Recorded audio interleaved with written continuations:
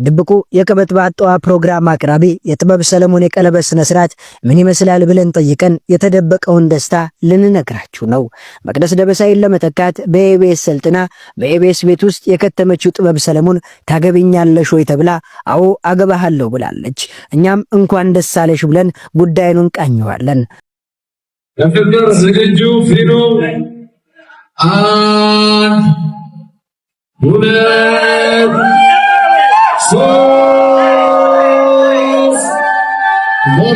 ሁለት ሞራ እጃችሁ ድምጣችሁ እየተነደነ በጭብጨባ ይደገማል።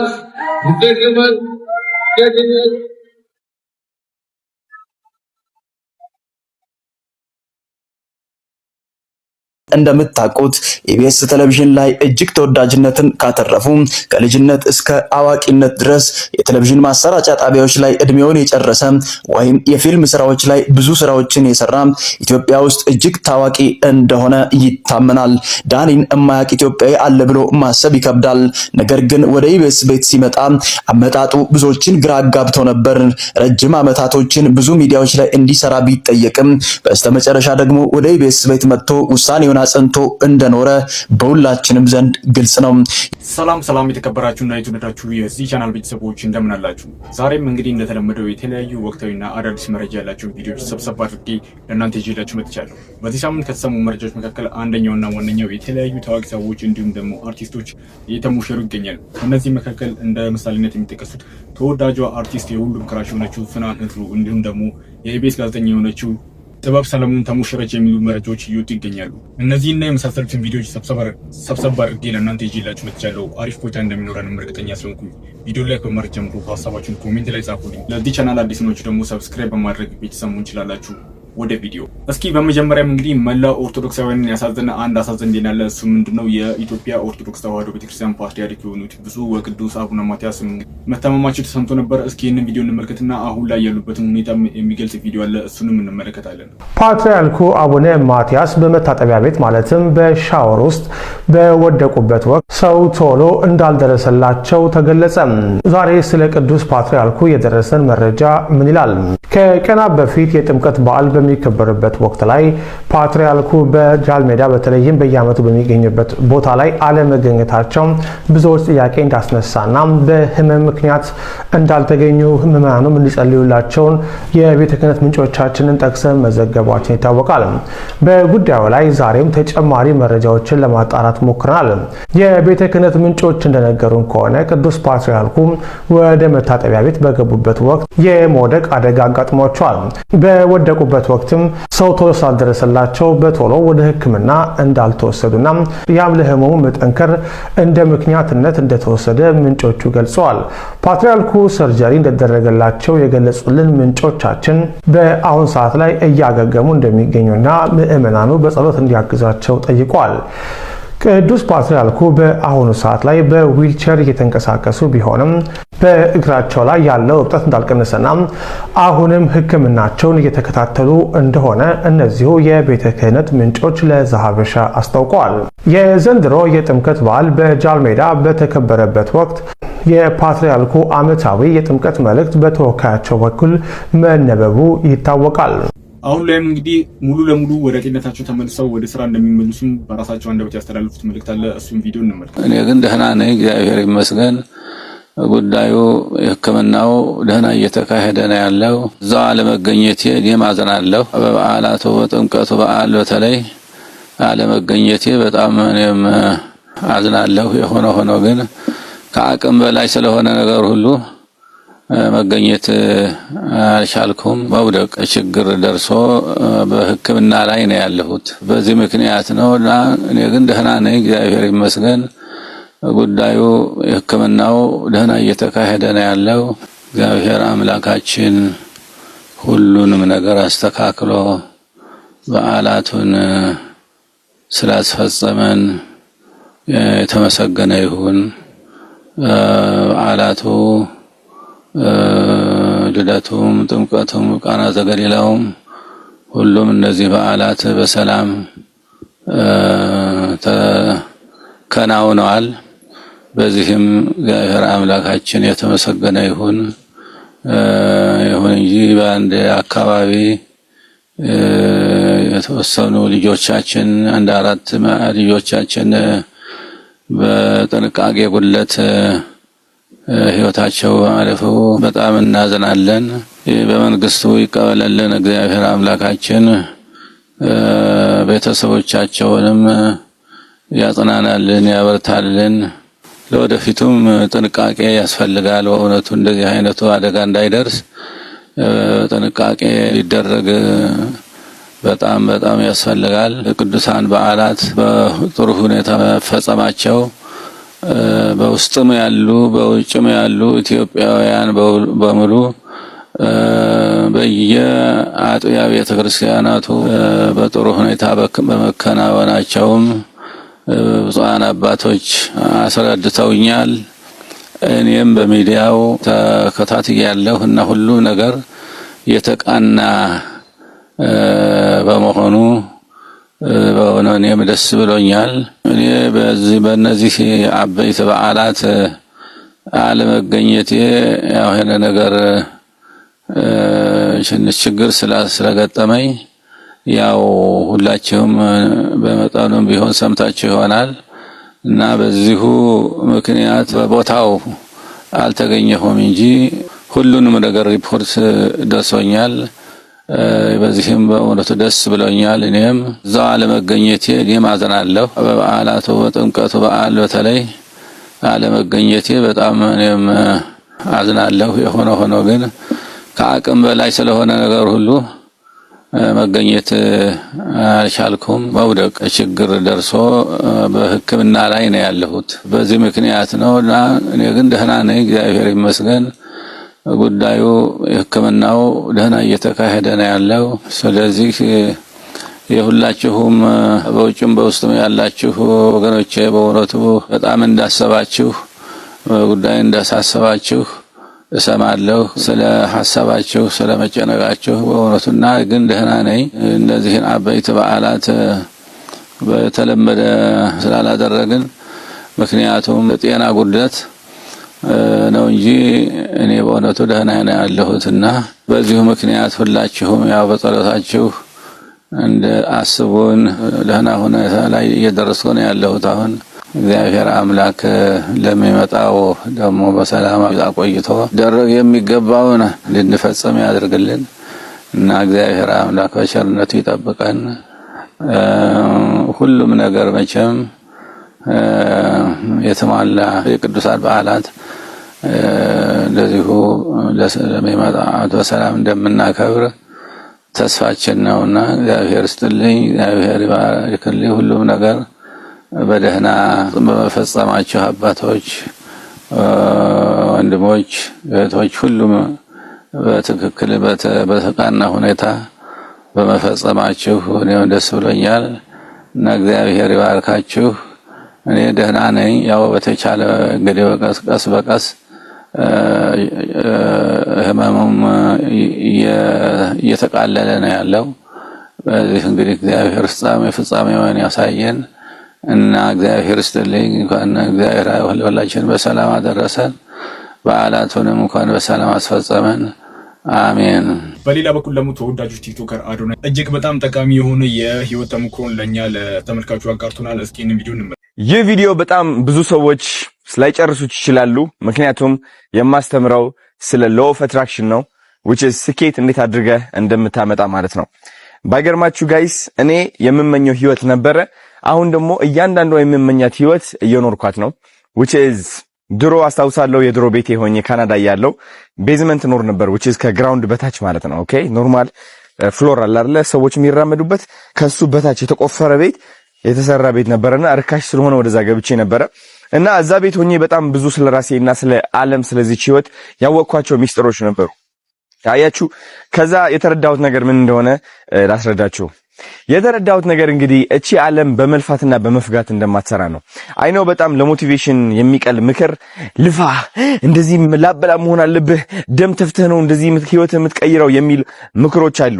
ግን በጣም ብዙ የሚለፉ ሰዎች አሉ።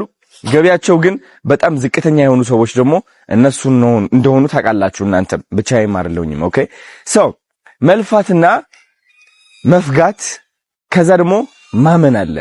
ወይ ታምናለህ ወይም ደግሞ ትፈጋለህና ትለፋለህ፣ ደምህን ትተፋለህ ማለት ነው ህይወት የምትፈልገው ህይወት ለማምጣት።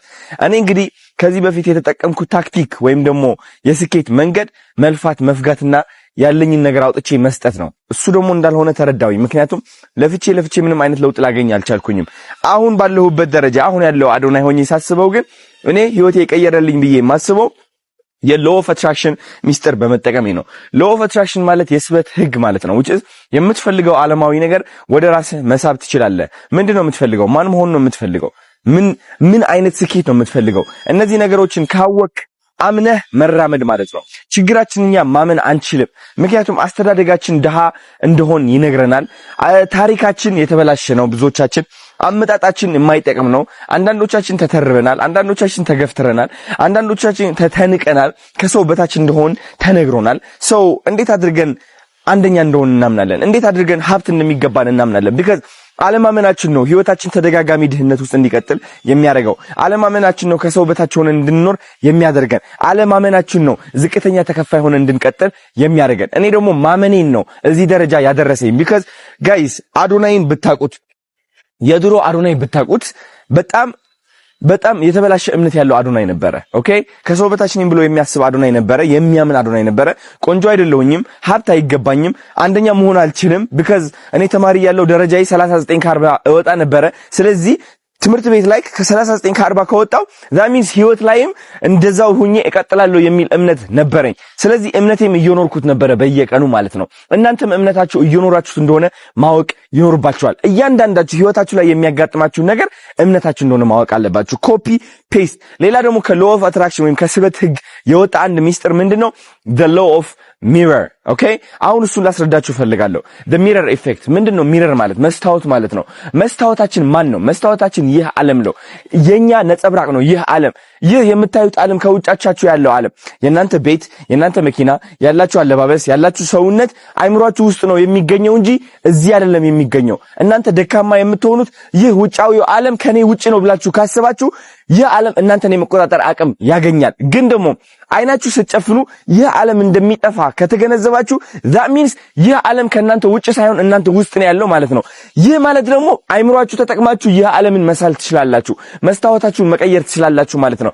አይናችሁ ስትጨፍኑ እኮ ማለት ነው ወይም ቶዮታ የማይሆነች ትንጥዬ ርካሽ የሆነች የተበላሸች መኪና እየነዳችሁ ማየት ትችላላችሁ፣ የማየት አቅሙም አላችሁ። ወይም ደግሞ ላምበርጊኒ እየነዳችሁም የማየት አቅሙም አላችሁ። ነገሩ የምርጫ ነው። ኦኬ መምረጥን ነው። እኔ ላምበርጊኒ መንዳት ነው የምፈልገው። ግን ችግሩ መምረጥ ብቻ ሳይሆን መጀመሪያ ማመን ይኖርብሃል። ለመምረጥ ይገባኛል ብለህ ማመን ይኖርብሃል። ላምበርጊኒ እነዳለሁ ብለህ ማለት ነው። ካላመንከው አይሆንልህም ነው። በቃ ቀላል ነው ሚስጥሩ። ኦኬ ሁሉም የዓለማዊ ስኬት የሚመጣው ሎው ኦፍ አትራክሽን ስንጠቀም ነው። ሎው ኦፍ ዩኒቨርስ ስንጠቀም ነው ማለት ነው። which is በእግዚአብሔር ተገዢ ስንሆን ነው። ከእግዚአብሔር ጋር ጥብቅ ስንል ነው። መንፈሳችን ኦሬዲ ሁሌ 24 ሰዓት 7 ቀን ሳያቋርጥ መስራት አለበት ማለት ነው። ከእግዚአብሔር ጋር መሆን አለበት። የዛኔ ከምታስቡት በላይ የምትፈልጉትን ህይወት በቀላሉ ማምጣት ትችላላችሁ ማለት ነው። ኦኬ ገባችሁ? ይሄ በጣም ትልቅ የሆነ ሚስጥር ነው ያካፈልኳችሁ። በጣም ብዙ ታላላቅ ሰዎች፣ ትልቅ ደረጃ ያሉ ሰዎች የተጠቀሙት ሚስጥር ነው ስኬት ለማምጣት ማለት ነው። እናንተ ያያችሁት ስኬት ህይወቴ ውስጥ ደግሞ የት እንደነበርኩኝ ከየት እንደመጣሁ አሁን የት እንዳለው በምስክርነት በቪዲዮ ቀርጬ አሳይቻችኋለሁ። ባይገርማችሁ አሁን እየኖርኩት ያለሁት ህይወት ግድግዳዬ ላይ የጻፍኩት ህይወት ነው። ኦኬ በጣም ብዙ ነገሮች። በቅርቡ ደግሞ አንድ ትልቅ ነገር ያጋጥመኛል። ኦሬዲ በውስጤ እያመንኩትና እየተቀበልኩት ያለሁት ነገር ኦኬ ያ ነገር ደግሞ ጠብቁ እውን እንደሚሆን የዛኔ ምን ብያችሁ ነበር እላችኋለሁ በእርግጠኝነት ማለት ነው። አዲሱ እምነታችሁ ማራመድ ስትጀምሩ በስበት ህግ which is law of attraction መጠቀም ስትጀምሩ እኔ ይህ ሀብት ይገባኛል፣ ይህ ቁንጅና ይገባኛል፣ ይህ መኪና ነው የምነዳው፣ እዚህ ደረጃ ደርሳለሁ፣ በጣም ታዋቂ ሆናለሁ፣ እሸለማለሁ ምናምን ብላችሁ ማመን ስትጀምሩ እቺ ዓለም የእናንተ ተቃራኒ ለመሆን ትሞክራለች። because መቀየር አትፈልግም። ኦኬ መቀየር አትፈልግም። ይህ ዓለም ሁሌም አንድ አይነት እንዲሆን ነው የሚፈልገው ለእናንተ። ለምን መልፋት አይፈልግማ። ይህ ዓለም ሳይሆን መልፋት የማይፈልገው አይምሯችሁ ነው። መልፋት የማይፈልገው ኦኬ መቀየር አይወድም አይምሯችሁ። ስለዚህ መቀየር ማለት ለአይምሯችሁ አደጋ እንደሆነ ማወቅ አለባችሁ። ምክንያቱም እድሜ ልክ ሉዘር ሆነ ተሸናፊ ሆነ ኖረ አሸናፊ ነኝ ብለህ ለማመን በጣም ትልቅ የሆነ እንትን ያስፈልጋል። በቃ ትልቅ የሆነ የአይምሮ ለውጥ ያስፈልጋል። አይምሮ ደግሞ አይወደውም። ይሄ በቃ መሸነፍ ነው ለአይምሮ ማለት መሸነፍ እንደተሸነፍክ ነው የሚሰማው። ለዛም ነው የለመዳችሁት ህይወት ጋር ስትመለሱ ምቾት የሚሰማችሁ፣ ሰላም የሚሰማችሁ። ስለዚህ 21 ቀናት አትሊስት ለአንድ ወር ማለት ነው ከምቾት መውጣት አለባችሁ። ከምቾት መውጣት አለባችሁ ስላችሁ ሙቪ የምታዩት ፊልም አቋርጡ ምናምን ያልኳችሁ አይደለም። እምነታችሁ ዲሲፕሊን ሁኑ፣ በአዲሱ እምነታችሁ ማለት ነው። ቆንጆ ነኝ የሚለው እምነታችሁ በየሰከንዱ አራምዱት፣ አትቀይሩት። ሌላ ቆንጆ ሰው ስታዩ አይ ቆንጆ እኮ ላልሆን ይችላል ብላችሁ መጠራጠርን አቁሙ። ሌላ አሸናፊ ሰው ስታዩ እኔ አሸናፊ አይደለሁኝም ብላችሁ መጠራጠር አቁሙ። እነዚህ መጠራጠሮች ናቸው እናንተ የማትፈልጉት ህይወት ላይ እንድትኖሩ የሚያደርጓችሁ ማለት ነው። ተረዳችሁኝ? እስኪ እንደዚህ አይነት ቪዲዮዎች እንድለቅላችሁ የምትፈልጉ ከሆነ ኮሜንት ላይ አንድ ብላችሁ ጻፉ። እወዳችኋለሁ። ቪዲዮንም እንግዲህ እንደተመለከትነው በጣም ደስ የሚል ነገር ነው። አዶናይ ለኛ ለወጣቶች ተስፋ ለመቁረጥን ወይም ደግሞ በራስ መቆምን እንዲሁም ደግሞ መተማመንን ኖሮ አሳይቶናል። እንዲሁም ደግሞ የሁላችንም ክራሽ ሆነችው ተወዳጇ አርቲስት ፍናን ህዱም እንግዲህ ባሳለፍነው ሳምንት ድል ባለ ሰርግ ተሞሽራለች። እስኪ ይህንን ቪዲዮ እንመልከት። ለፍቅር ዝግጁ ፊኑ 1 2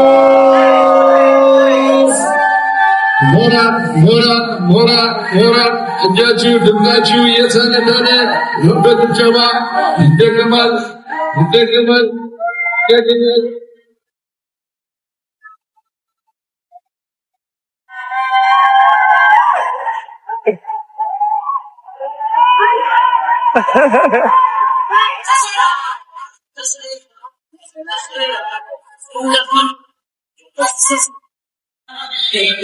ዛሬ በሙሽሮች ከተለመኑ ዛሬ በሰርጋቸው ወደ ላይ እንግሊዝ ፍራንክ የጣሊያን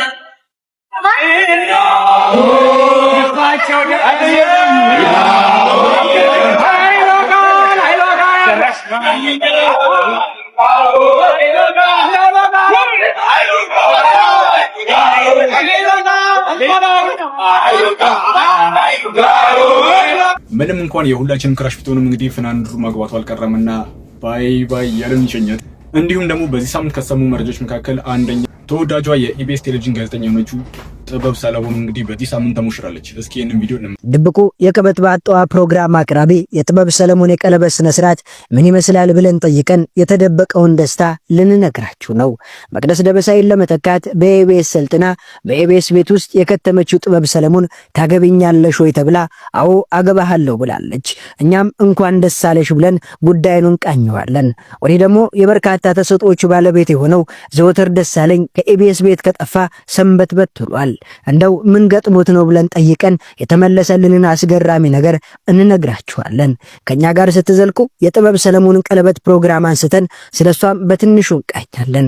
ዘውትር ደሳለኝም ከኢቢኤስ የጠፋበትን ትክክለኛ ምክንያት ስንዳስሰው በጥበብ ሰለሞንና ዘውትር ደሳለኝ መካከል ስላለው የግጥምጥሞሽ መመሳሰልም እያወጋን አጀብ እንላለን። ሀገራችንን የቴሌቪዥን ጣቢያዎች ከፊት በመሆን የሚመራቸው ኢቢኤስ ባለፉት 2 እና 3 ዓመቶች ውስጥ ግን ከሚሰራቸው ፕሮግራሞች ይልቅ የፕሮግራም አቅራቢዎች የግል ህይወት የበለጠ አነጋጋሪ የሆነ መጥቷል። በጣቢያ ውስጥ መተረማመስ የተለመደ ጉዳይ ሆኗል። ደስታም ሀዘንም የማይጠፋበት ቤት ነው። በተለይ በተደጋጋሚ የቻናሉ ፕሮግራም አቅራቢዎች መልቀቅ ጉዳይ መድኃኒት ያልተገኘለት ተላላፊ በሽታ መስሏል። አሁን ደግሞ ተረኛው ዘወትር ደሳለኝ ሆኗል። እንደ ሌሎች አቅራቢዎች ቤቱን ለመልቀቅ ጥያቄ ካቀረበ ወራቶች ተቆጠሩ ሲሆን ኢቢኤስ ሌሎች አቅራቢዎችን መንገዱ ጨርቅ ያርግላችሁ ብሎ እንደሸኛቸው ዘወትርን ለመሸኘት አልፈቀደም። ይልቁንስ ሰበብ እየፈጠረ ከዛም ዘለል ሲል ልመና በሚመስል መንገድ እየተለማመጠ ዘወትር በቤቱ እንዲቆይ ሲያደርግ እንደነበር ሹክ ብለውናል። ምክንያታቸው ደግሞ ዘወትር እንደሌሎች ፕሮግራም አቅራቢዎች በአንድ ነገር የተወሰነ ፕሮግራም አቅራቢ አይደለም። የብዙ ተሰጦች ባለቤት ከመሆኑም ባሻገር ጠንካራ ሰራተኛና ልበቀናም ጭምር ነው። የተጠየቀውን ወይም የታዘዘውን ነገር ያለምንም ማመንታት ፈቃደኛ ሆኖ በሙሉ ልቡ ይፈጽማል። የትኛውንም ፕሮግራም ላይ እንደ ጆከር መጠቀም የሚችሉት ሰው ሲሆን ከ3 በላይ ቋንቋዎችን አቀላጥፎ አብዛኞቹ አርቲስቶች ወይም ደግሞ ታዋቂ ሰዎችም እንግዲህ ይህንን ጥር ወር ላለማለፍ ብለው እየተሞሸሩ ይገኛል። የኢቢኤስ ቴሌቪዥን ሾው አቅራቢ የሆነው ሰይፉ ፋንታሁንም እንግዲህ ፍናን ህዱ በተሞሸረችበት ሳምንት ከባሏ ጋር በምን አይነት አጋጣሚ እንደተገናኙ እንዲሁም ደግሞ ምን አይነት የፍቅር ጊዜ እንዳሳለፉ ያስተላለፈው መልእክት አለ። እስኪ ይህንን ቪዲዮ እንመልከት። በነገራችን ላይ ተወዳጇ አቀንቃኝ ፍናን ህዱ ትላንት ተወዳጇ አርቲስት ተሞሸራለች። ተወዳጇ የፊልም ተዋናይት ቅድም ማሪ ስትል ነው በዛው ተስላላይ ነው። ካሁን በፊትም ብለናል። ፍናንና ባለቤቷን ያስተዋወቃቸው ማሪ ዘፈን ነው። እሷም የመጀመሪያው ስራዋ ነበር አይደል? እና ትላንትና በሰርጓ ላይ እሱ ባለው መጥቶ ያው ሰርፕራይዝ አርጓታል። ባለቤቷን በብዙ በቃ ማን ነው ምንድን ሲባል ነበረ። በስማ ሙዝግ ገብቶ ዝቡ እስከዛሬ ድረስ የተለጠፈው ፎቶ አይደለም ግን ባለው ኤአይ እኮ ነው ከባድ እኮ ታዲያ በሌላ ሰው ጋር ፎቶሾፕ እየሰሩ ምን አይነት ክርክር ሰማው መሰላችሁ? ሌላ ነው በቃ ያገባቸው አሁን የእውነት የጦፈ ክርክር ሰምቻለሁ። አይገርም? ያኛው ጥቁር ነበር ያኛው ጥቁር ይላሉ አንተ እንግዲህ የብዙዎች የትዳር መገናኛ ምክንያቱ ይለያያል። የኪነ ጥበብ ሰዎች ደግሞ ሲሆኑ ብዙ ጊዜ የኪነ ጥበብ ስራው ምክንያት ይሆናል። አሁን የፍናን ባለቤቷ ማሬን ኤግዚቢሽን ማዕከል እሱ ባለው ሲያቀርበው ማሬ ሲል 3 ነው 4 የተደገመ። እሺ ከዛ አሁን ባለቤቷ ምን ብሎ ጠየቀ ለጓደኞቹ፣ ይሄ ዘፈን ግን ያን ያህል የሚወደድ ነው አላቸው። ኦኬ ሲላቸው እንዴ ክሊፑን አላየውም እንዴልና አንደኛው ስልኩን ያወጣና ሲያሳየው ዘፈኑን ትቶ ልጅቷን መልሰው ማለት ጀመረ። መልሰው ማለት ጀመረ ወደኋላ። ከዛ በኋላ የጋራ ጓደኞች አሏቸውና በአጋጣሚ ያ ነገር መቼም የልቡን መሻት አየና እናንተ ጋር እኮ ያለው ችግር ይሄ ቆይ ልትጨርሰው እኮ ነው። የኔን እኮ በዛው ህይወቴን እኮ የህይወት ምዕራፍ አንተ ስንት ይከፈት የልቡን መሻት አየና የጋራ ጓደኛ እግዚአብሔር አመቻቸለት። ይገርም ነው ግን በዛ መሰረት የዛሬ 10 ዓመት የተጀመረ ነው ማለት ነው ዘፈኑ ራሱ የሚያስገርም ነው በጣም። ስለዚህ ያው እንደምታያት በጣም ምር ድምቅ ብላ ትላንት ሐሙስ በጣም በርካታ የኪነ ጥበብ ባለሙያዎች በተገኙበት የሰርግ ስነ ስርዓቷ እንግዲህ በጣም በልዩ ሁኔታ እሱ ባለውም ምክንያት እንደመሆኑ መጠን በእለቱ ተገኝቶ ያው ማሬን አቀንቅኗል። እነ ዘቢባም ዘፍኗል። የ10 ዓመቱ የፍቅር ግንኙነት እንዲህ በትዳር ሲደመደም ለብዙ ወጣቶች የፍናሃንን አይነት የፍቅር ህይወት ይስጣችሁ የሚያሰኝ ነው። በዛው ደግሞ እንመርቃቸው መጨረሻቸው ሊያሳምረው ከበዱ ደስ ይላልና እንትኑ ግን ምርቃት ላይ ብዙ ጊዜ ውለዱ ከበዱ ማለት በቃ በሀብትም መክበድ ማለት እሱ ነው። ብዙ መከበር እሱ ከበዱ ነው። አንተ በወደ ኪሎ ነው ሄድከው ወፍሩ አይነት መስሎ ነው። አይ ብዙ ጊዜ ነው ግራ የሚገባኝ ውለዱ ኦኬ ውለድ ከበዱ ሲባል ምንድነው ላለው ትውልድ እኮ አስቸጋሪ ነው። የዘመኑ አባት ልጁን ሲቆጣ አንተ ልጅ ያበዛው ነው ወጥ ረቅጣል ሲለው ጫማውን አስተባባየት አልወጥ እንዳለው አይነት ነው። ከበዱ በኪሎ ነው ይላል እዚህ ደግሞ። አዎ ያ በጣም ደስ ይላል። እንኳን ደስ አላችሁ እንላለን። ለብዙዎች ማስተማሪያ የሚሆነ ነው። ግን ምናልባት መረጃው ካለ ሰሞኑን ሰርጎች ማክሰኞ፣ ሐሙስ፣ ዓርብ አያለውና ምንድነው? በነገራችን ላይ ቦታዎች በተከታታይ ሰርጎች ስላሉ ቦታ ማግኘትም አንድ አስቸጋሪ ነው። ሁለተኛ ደግሞ ራሱ ቀናቶች በጣም ሲደጋገሙ ቀናቶች አሁን የቤተ ዘመድ ሌሎች ሰርጎች ካሉ እንዳይደራረብ ደግሞ ለቀኑም የተለየ ሜሞሪ ለመስጠት ቀኑ ሊፈልጉትም ይችል ይሆናል። እኔ አንተ አግባ እንጂ ለምን በሰኞና በማክሰኞ መሃል ኞኞ የሚሰማውች ለምን አልደረም? ቢኒኞኞ የጳውሎስ እውነት አንተ አስብበት። ደግሞ ቀን ላይ ጀባ ምን ቀን ይሆንልሽ? እኔ እሱ ይምጣጅታ ነገር ችግር ይላል ለሊትስ ቢሆን።